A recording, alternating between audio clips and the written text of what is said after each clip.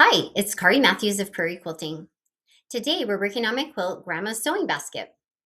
The pattern is available through my website, prairiequilting.com, and today we're working on the center block here. Let's get started. All right, so we are working on the center block of this quilt, okay? And so we have a large center square here, and the measurements are all in the pattern. And what we're gonna do is we're gonna take and measure 2¼ inches. You can see that, 2¼ inches out from each side, okay? And I'm gonna just put a little mark here. And then we're gonna go 2¼ from this other side, okay? So I'm just making a little mark. And then we're gonna go ahead and trim off diagonally, okay? So we're gonna match up the edges, okay? And I'm just gonna make a cut there. So let's go ahead and do that on all 4 corners.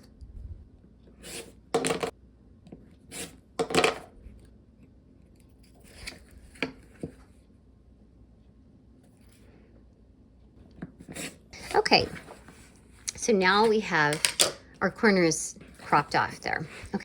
Okay, so now what I'm doing is I have, there's templates for the basket handles, okay? And I've put fusible back web on the back, okay? So I'm taking the paper off.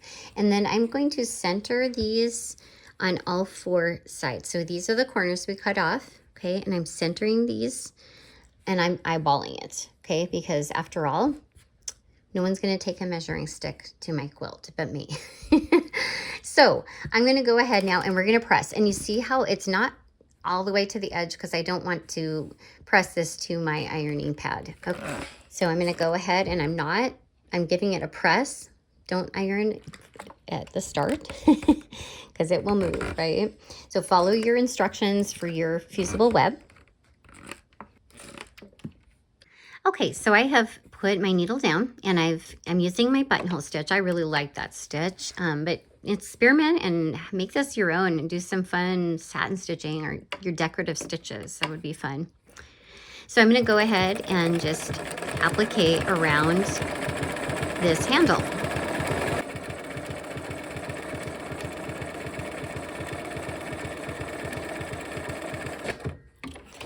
Okay.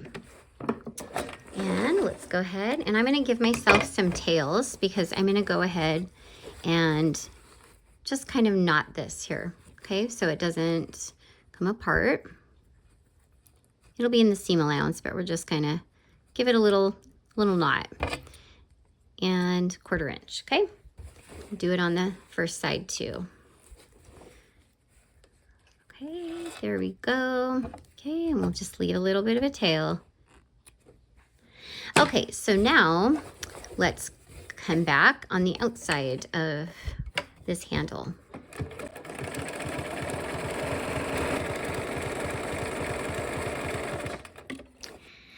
Okay, and there is our center piece, and now we're gonna go ahead and add the baskets. So I have laid out the body of this basket now, and we're gonna go ahead and connect it up in rows. Okay, and we need 4 of these baskets.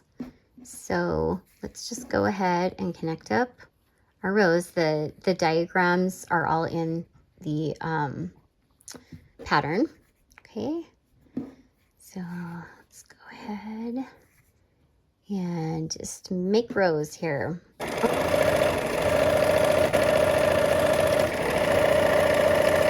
Okay, so I've finger pressed them down here just to hold them in place, and we're going to just connect up these last 2 pieces to make our rows, and then we'll press.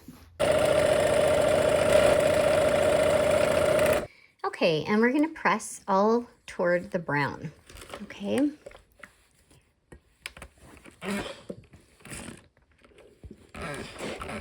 That way our seams will all nest. And we're trying not to pull and distort the fabric on this as well. So we're gonna go ahead and connect that. Okay, and then this one we're gonna pin. We're gonna be nesting our seams, okay? So they're going opposite directions, and I'm feeling with my fingers, making sure they're butting up against each other.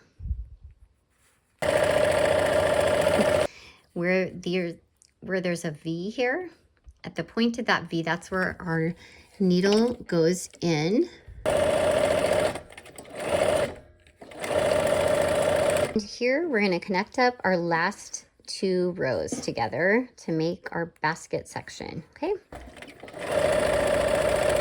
Okay, we're going to go ahead and press, and I'm pressing so that all of these are coming out. I'm going the same direction, okay? Okay, and now we're just going to trim our dog ears.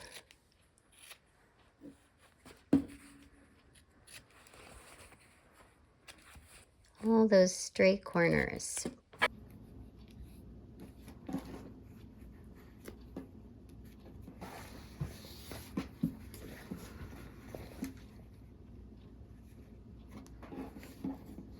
Okay, and here we are, the last one. So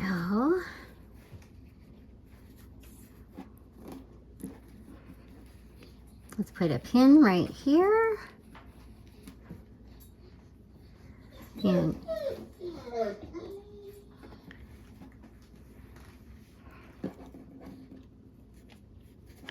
all right, let's go ahead and sew. Okay, so we're going to add the baskets to these 4 sides. All right, so I have my, the dog ears are hanging out about the same amount on both sides.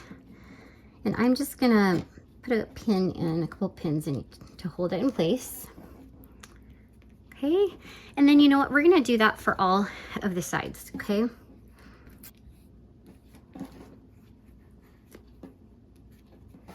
All right, I'm going to go ahead and sew from the top side so I can see where I'm going. And I'm going to pull my pins out, have my needle down.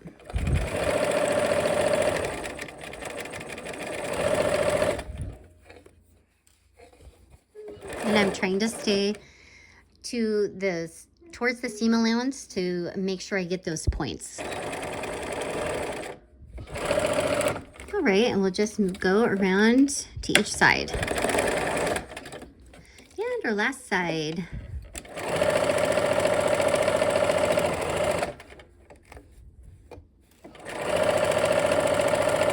All right, and I'm just going to go ahead and clip these corners off.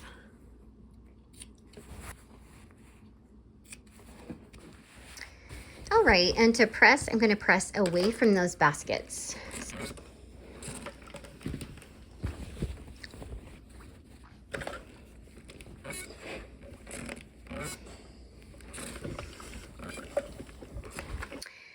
Okay, so next we're going to go ahead and we are going to connect our template D here up to this, okay, and our engineered corners are going to help us. Okay, so we're going to just do that with all 4.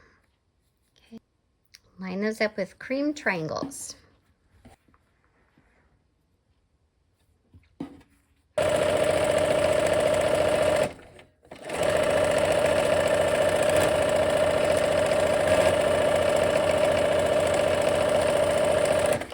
All right, and I'm going to just press toward that brown.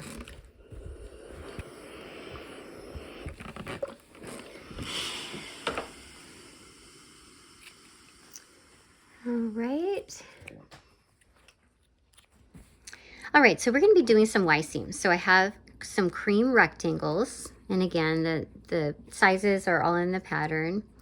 Okay, so I have some of this poking out, and you see we're going to stop and start a 1/4 inch from this edge. So here's about a 1/4 inch from here to this first seam, and I'm just going to pin that down, okay? And I'm going to go to other side as well. And this seam right here should be a 1/4 inch in from this edge right here, this cream edge. So I'm going to go ahead and pin that. And then I'm going to put a couple pins along the center just to hold the whole thing in place. Okay, and we're going to do the same thing for all 4 sides.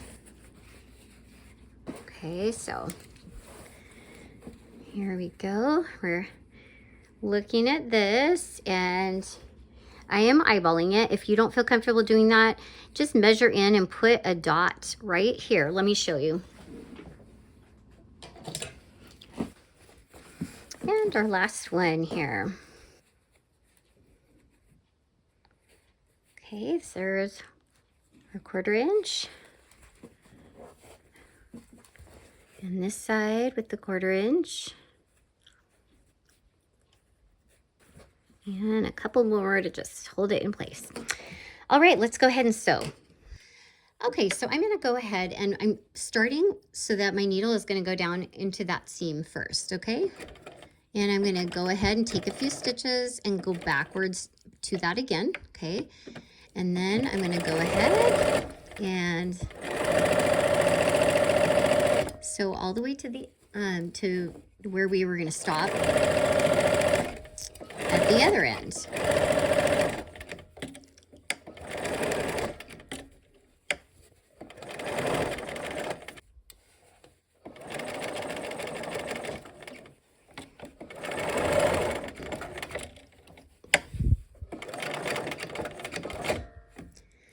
Okay, so I came almost to the seam and I'm going to go backwards a few, and I'm securing that so that it won't come undone. Okay, and we'll do the other 3 sides the same way.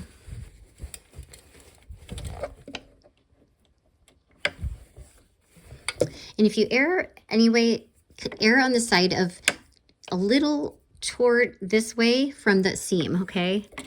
Because if we can always add a few stitches easier than ripping them out. So, okay.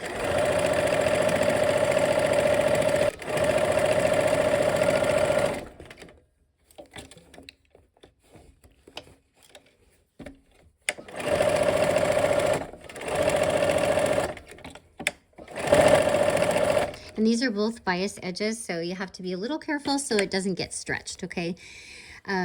You know, but we're working with fabric here. If it does, just ease it in.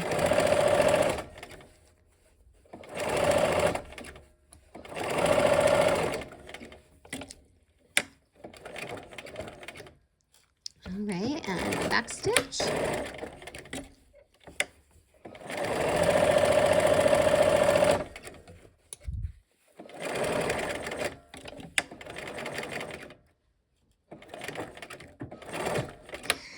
Okay, so I have these sewn on the edges, and I am not going to press yet, okay? And then we're going to fit these ones into each corner. We'll come here, stop, back stitch, and then we'll turn, and we'll go a 1/4 inch. We'll back stitch a 1/4 inch from each edge here. So if you'd like, you can, the template where the corner is, I'm just eyeballing this, okay?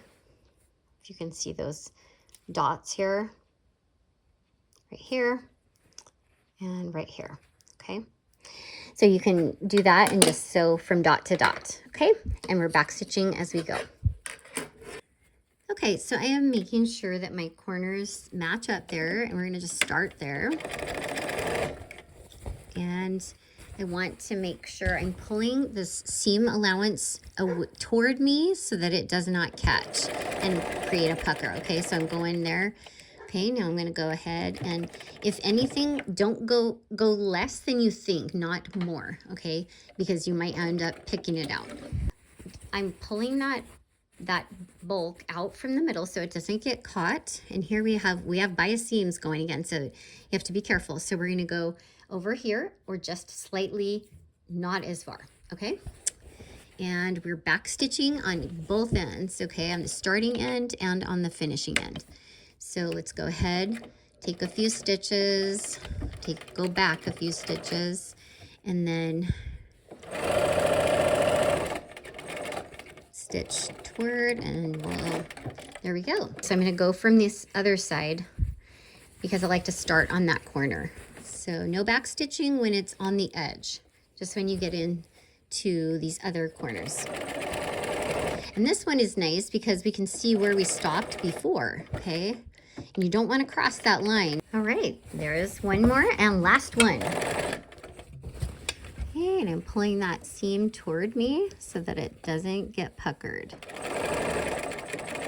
Stopping about a 1/4 inch away.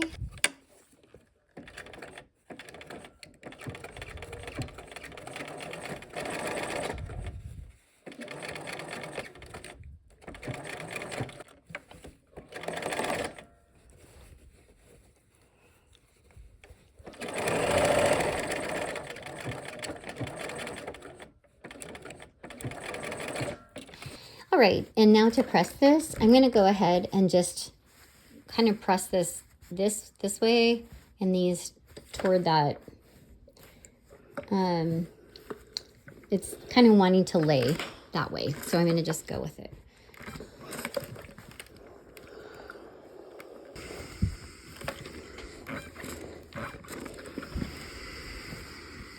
All right, and then we're going to go and get the top too.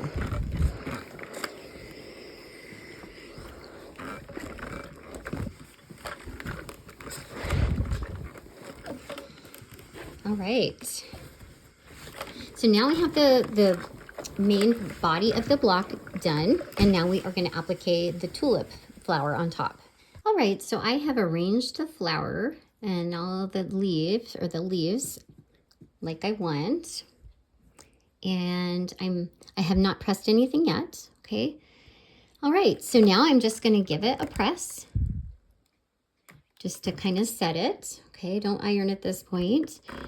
Okay, and now just follow your the directions for your fusible web. Okay, and then now we're going to go ahead and applique, doing the same in the same manner that we did for the handles. All right, so I'm going to use my buttonhole stitch again, and I'm just going to go ahead and go around the burgundy first.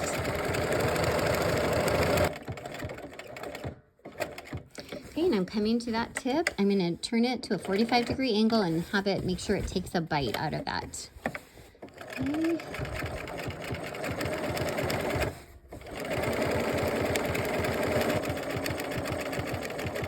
Okay, and I'm just going to continue on to that other leaf or petal.